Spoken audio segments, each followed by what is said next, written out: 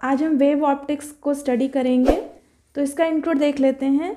इन 1637 में दकार्ते ने सबसे पहले कॉपर-स्क्यूलर मॉडल दिया और उसी मॉडल के थ्रू उन्होंने स्नेल्स लॉ को भी डेराइव किया।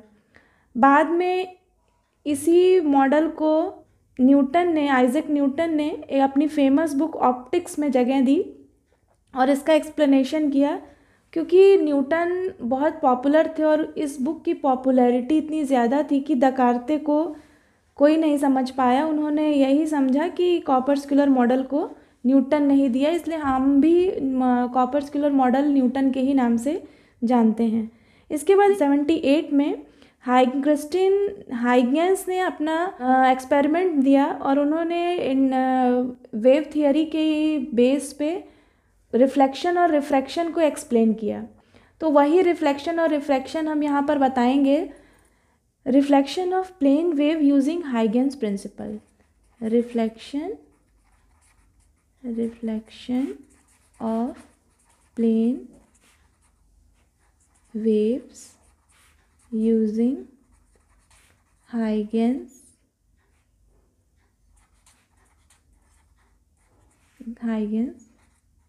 प्रिंसिपल। देखिए, हाइगेंस प्रिंसिपल के अकॉर्डिंग अगर हम इसको देखते हैं तो यहाँ पर एक प्लेन बना लीजिए। ध्यान से फिगर को समझेंगे। यहाँ लाइट इंसिडेंट कराएंगे, ये देखिए। फिर जैसे आप रिफ्लेक्शन का बनाते हैं उस तरह से आप इसको यहाँ पर बनाएंगे। यहाँ से इस पर एक नॉर्मल ड्रॉ करेंगे। आप नेम दे सकते हो, इसको एक्स एक्स डैश प्लेन दे दीजिए। ये आपका ए डैश, इसको आप पी क्यू आर एस। आप यहाँ पर एक नॉर्मल ड्रॉ करिए। आप जानते हैं इंसिडेंट रे और नॉर्मल के बीच में आई, रिफ्लेक्टेड रे नॉर्मल के बीच में इसको आप एन डैश, यहाँ पर ये आपका रिफ्लेक्टेड, तो ये आर। अब देखिए यहाँ पर, यहाँ से आपने परपेंडिकुलर ड्रॉ किया है तो आप कंपास को यहाँ से यहाँ तक रखिए, इस डिस्टेंस को कवर करिए और फिर यहाँ ए पर रख के ए आर पे एक आर्क बनाइए और इसको क्या करें, यहाँ से ड्रॉ कर दीजिए, यहाँ से इसको मिला दीजिए। तो ये एंगल भी, इसको आप मान लीजिए बी, इसको आप मान लीजिए बी डैश, यानी आपका एंगल बी डैश के इक्वल हो जाएगा। तो यहाँ पर ये आपका कौन सा एंगल हो जाएगा, आई, और ये आपका क्या हो जाएगा, आर। ठीक है। तो अब देखिए, अगर हम लेते हैं angle A B A dash, angle A B A dash is equals to angle A B dash A dash. लिखा जा सकता है angle B equals to angle B dash because both are right angle. Okay. Then अगर आप distance की बात करिए तो आपने अभी देखा कि ये डिस्टेंस इस डिस्टेंस के इक्वल है, तो आप लिख सकते हो A B dash is equals to A dash B. लिख सकते हैं आप A B dash is equals to A dash B. ये ए डैश है, ए डैश बी, और ये किसके इक्वल हो जाएगा, अगर आप देखो, अगर आप ये कहो कि ये फर्स्ट मीडियम है, क्योंकि यहाँ पर रिफ्लेक्शन है तो लाइट जिस मीडियम से आती है उसी मीडियम में वापस जाती है। तो यहाँ मान लेते हैं कि ये जो फर्स्ट मीडियम की जो वेलोसिटी है लाइट की, उसको हम v मान लेते हैं या c भी मान सकते हैं, v या c। तो अगर मीडियम में आप लेते हो तो v, अगर आपका एयर या वैक्यूम में है तो आप c मान सकते हैं। तो यहाँ हम v इंटू टी लिख सकते हैं। टाइम, ये टाइम है जिसमें ट्रैवल कर रही है लाइट। अब देखिए, अब यहाँ हम ट्रायंगल्स लेंगे। कौन से ट्रायंगल लेंगे, तो हम ट्रायंगल लेंगे ए डैश बी ए और ए, या और दूसरा ट्रायंगल लेंगे A B dash A dash. तो ट्रायंगल्स लेते हैं, लीजिए। इन triangle A B dash A dash and triangle A dash B A B dash A dash and triangle A dash B A. ठीक है। अब देखिए, इन दोनों ट्रायंगल्स में आप देखेंगे ये क्या प्रॉपर्टी आपको समझ में आ रही है। देखिए A B dash equals to A dash B, ये इसके इक्वल होगा। फिर B dash A dash, B dash A dash, B dash A dash is equals to B A है, ठीक है। और फिर A dash A dash A dash A equal है। तो ये क्या किस ट्रायंगल की किस प्रॉपर्टी को फॉलो कर रहा है, कॉन्ग्रुएंसी को, ठीक है। अगर ये कॉन्ग्रुएंसी को फॉलो कर रहा है तो यहाँ अब आप क्या लिख सकते हो, यहाँ पर अगर ये सब कुछ कॉन्ग्रुएंट है, ये ट्रायंगल क्या है, ये ट्रायंगल इसके कॉन्ग्रुएंट है, तो आप लिख सकते हो angle i equals to angle r. ये कॉन्ग्रुएंसी की एक property equals to angle r यहाँ प्रूव हो गया, ठीक है। अब ये आपका ये कौन सी, अगर आप देखो तो ये आपका कौन सा इंसिडेंट वेव फ्रंट है, इसको आप लिख सकते हो incident wave front, wave front. ये आपका reflected wave front, reflected wave front, ये रिफ्लेक्टेड वेव फ्रंट हो गया।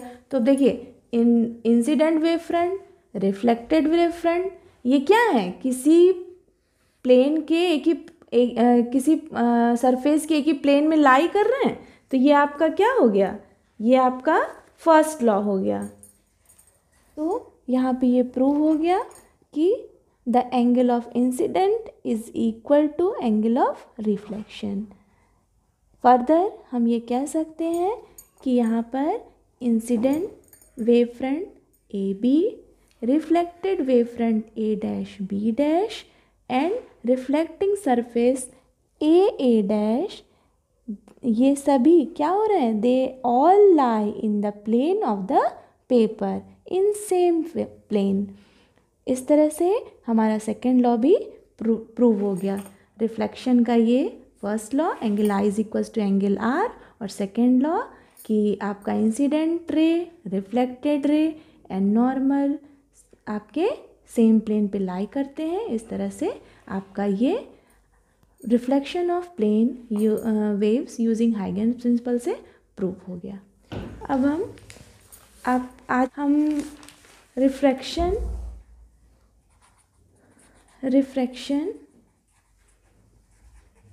Of plane wave using Huygens principle, इसके बारे में आपको बताएंगे, इसको हम स्टडी करेंगे आज। तो देखिए हाइगेंस ने, हमने रिफ्लेक्शन देख लिया। अब रिफ्रैक्शन क्या है, पहले फिगर पे ध्यान देंगे। फिगर आपका ये देखिए, यहाँ से ये इंसिडेंट रे लेंगे, ये नॉर्मल आप बना लीजिए। यहाँ से एक और लाइट ले लेते हैं इस तरह, और ये आपका क्या होगा, ये मान लीजिए आपका ये रेयर मीडियम है और ये कैसा मीडियम है, डेंस मीडियम है। यहाँ पर लाइट की जो स्पीड है वो v1 मान लीजिए और इस मीडियम में v2 मान लीजिए। ये आपका मीडियम यहाँ क्या है, चेंज है, ठीक है। अब ये आपका चूँकि डेंसर मीडियम है तो यहाँ पर ये क्या होगा, ये बेंट हो जाएगा, ये नॉर्मल की ओर बेंट हो जाएगा, टुवर्ड्स नॉर्मल, ठीक है। अब देखिए, अब यहाँ से इस पर परपेंडिकुलर ड्रॉ करिए। ये आप मान लीजिए P, इसको मान लीजिए Q, यहाँ ये मान लीजिए R। ये आप अब यहाँ से आप इसको A डैश, ये आपका B, यहाँ से आप डिस्टेंस मेज़र करिए, यहाँ से यहाँ तक के डिस्टेंस को मेज़र करिए और यहाँ से यहाँ पर आप क्या करेंगे, कट लगाएंगे और फिर इसको क्या करेंगे, यहाँ से आप मिला देंगे। अब देखिए यहाँ पर आपका मीडियम क्या है, चेंज है, इसलिए लाइट की वेलोसिटी भी चेंज हो जाएगी, तो अब देखिए ये आपका 90 डिग्री, ये एंगल ऑफ इंसिडेंस ये आपका आई हो जाएगा, ये आई और ये एंगल आर, ये एंगल ऑफ इंसिडेंस, ये एंगल ऑफ रिफ्रैक्शन, यहाँ पर क्या हो गया, रिफ्रैक्शन, ठीक। अब देखिए, अब आपको यहाँ पर प्रॉपर्टी लगानी है साइन ट्रिग्नोमेट्रिकल, आप जानते हैं sine i is equals to in triangle, आप लिख लेंगे यहाँ in triangle A B A dash sine i is equals to, आप क्या लिख सकते हैं, ये आपका क्या हो जाएगा, इसको आप क्या बताएंगे, ये आपका यहाँ पर परपेंडिकुलर, तो आप लिखोगे sine i is equals to B, यहाँ पर आप बी डैश ले लीजिए, B A dash upon A dash, and sine are is equals to A B dash upon A dash. इसको इक्वेशन 1 दे दीजिए, इसे इक्वेशन 2 दे दीजिए। यहाँ लिखते हैं, दोनों को डिवाइड कर दीजिए, 1 डिवाइडेड बाई 2, तो आपका क्या हो जाएगा, sine I by sine are is equals to B A dash upon A dash into A dash, divide करेंगे पलट जाएगा, A dash upon A B dash, cancel, sine I by sine R equals to B A dash upon A B dash, ये आपका हो गया। अब देखिए आपको पता है कि ये आपका फर्स्ट मीडियम है, ये आपका सेकेंड मीडियम है। यहाँ पर आप मान लीजिए ये डिस्टेंस है, तो distance is equals to velocity into time, और यहाँ पर ये डिस्टेंस है तो वेलोसिटी इंटू टाइम, तो ये वैल्यूज़ आप यहाँ पुट कर दीजिए, A B dash is equals to, तो sine I upon sine R equals to B A dash is what, v1t upon A B dash v2t, cancel out, then sine I by sine are is equals to v1 upon v2, sine I by sine are is equals to v1 upon v2, clear. अब इसको हम यहाँ क्या मानते हैं, ये आपको याद होगा Snell's law, sine I by sine are is equals to v1 by v2 is equals to μ2 by μ1, ये आपका क्या है, एक कांस्टेंट है जिसे हम म्यू भी बोलते हैं। म्यू यहाँ पर क्या है, refractive index of second medium with respect to first medium, यानी यहाँ पर ये प्रूव हो गया, sine I by sine are is equals to constant, ये आपका फर्स्ट लॉ, इसको स्नेल्स लॉ भी कहते हैं, ये आपका प्रूव हो गया। और इस तरह आपका इंसिडेंट, ये आपका कौन सा वेव फ्रंट है, यहाँ पर इसको इंसिडेंट वेव फ्रंट, ये कौन सा है, इंसिडेंट वेव फ्रंट, और ये आपका रिफ्रैक्टेड वेव फ्रंट, ये आपका रिफ्रैक्टेड वेव फ्रंट हो गया। तो सेकेंड लॉ भी आपका, यहाँ पर सेकेंड लॉ अगर आप कहोगे तो स्नेल्स लॉ भी प्रूव हो गया, और फर्स्ट लॉ आप देखोगे तो incident wave front, refracted wave front, और आपका प्लेन ए डैश आपका एक ही सरफेस पे लाई कर रहे हैं, इसलिए इस तरह से आपका refraction of plane wave using Huygens principle prove हुआ। इसी तरह से आप, ये आपका रेयर टू डेंसर जा रहा है, इसी तरह से आप डेंसर टू रेयर के लिए भी प्रूव कर सकते हैं। ये आपका यहाँ पे कंप्लीट हो गया, आपका विजिबल नहीं था, ये देख लीजिए यहाँ पर ये कंप्लीट हो गया, sine I by sine are is equals to mu. आगे हम ये भी देख सकते हैं, effect on wavelength, frequency and speed during refraction. क्या आप फार्मूला अभी आपने प्रूव किया, μ2 upon μ1 is equals to v1 upon v2।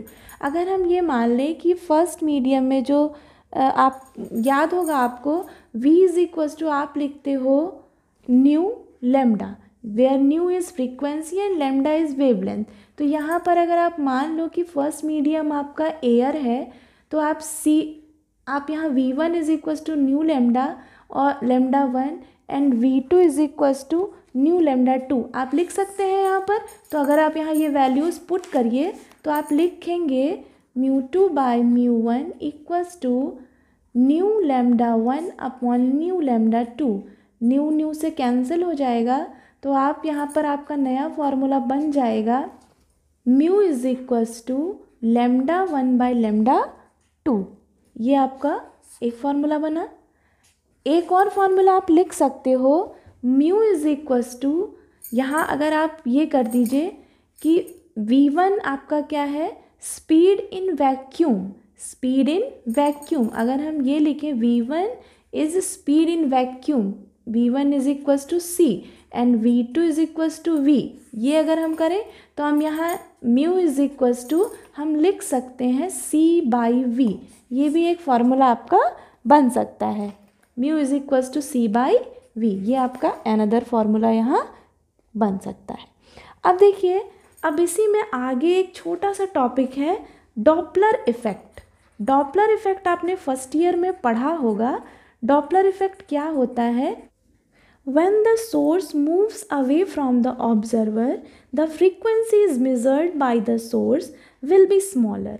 This is known as Doppler effect. ये आपने फर्स्ट ईयर में पढ़ा हुआ है। तो यहाँ पर क्या होता है, यहाँ पर जो चेंज आता है आपका ऑब्जर्वर और सोर्स के फ्रिक्वेंसी के बीच में जो चेंज आता है उसे ही हम यहाँ डॉपलर इफेक्ट कहते हैं। Astronomers call the increase of wavelength due to Doppler effect as redshift, since the wavelength in the middle of the visible region of spectrum moves toward the red end of spectrum. When waves are received from source moving towards the observer, there is apparent decrease in wavelength. This is referred to as blue shift. आपको समझ में आ गया होगा कि observer के through जो frequency measure की जाती है वो डिक्रीज़ कर जाती है, और यही जो इफ़ेक्ट होता है इसे ही हम डॉपलर इफ़ेक्ट कहते हैं। डॉपलर इफ़ेक्ट में हम फार्मूला देख लेते हैं कि फार्मूला क्या होता है। तो वेलोसिटी आप जानते हैं, स्मॉल वेलोसिटीज़ को अगर हम कंपेयर करते हैं स्पीड ऑफ लाइट, अगर हम ये कह दें कि velocity small compare to the speed of light, we can use same formula which be use for sound waves. जो हम साउंड वेव्स के लिए यूज़ करते हैं वो यहाँ भी यूज़ करते हैं।